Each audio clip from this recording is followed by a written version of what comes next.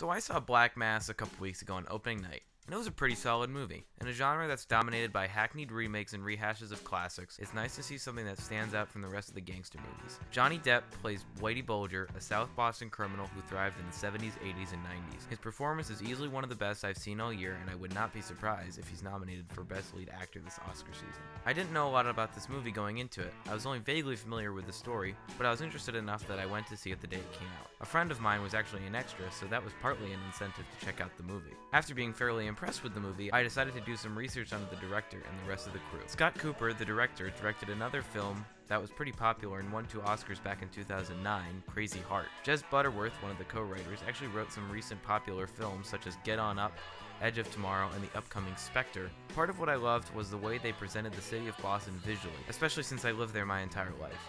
Masanobu Takayanagi, which I may have just butchered, who did the cinematography, also has done True Story and the upcoming Spotlight, as well as Silver Linings Playbook. Turns out, Cooper and Takayanagi have worked together before on Cooper's second film, Out of the Furnace. Anyway, the movie is a great depiction of the Bulger story and was actually a pretty great gangster movie. It was a solid period piece, and they kept the story consistent with the time as the movie shifts the time pretty frequently. They did a subtle but good job at digitally editing out buildings in the Boston skyline that weren't there 30 years ago. It definitely did a great job depicting the time period they were going for.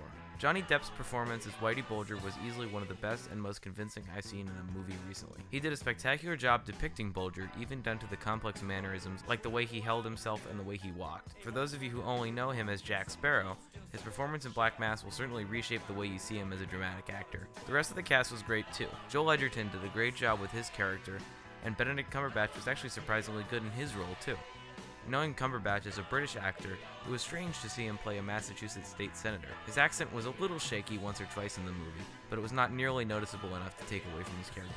Overall, Black Mass is a solid gangster movie that can certainly be watched more than once and the viewer can still get something out of it. My main complaint with it was the ending it chose to have. Without spoiling anything, the movie had a strong first and second act, but the third act felt rushed and not as developed as it could have been. The ending comes out of nowhere, but luckily not in a Shyamalan twist type way. After thinking about it for a while, I've decided to give Black Mass an 8 out of 10.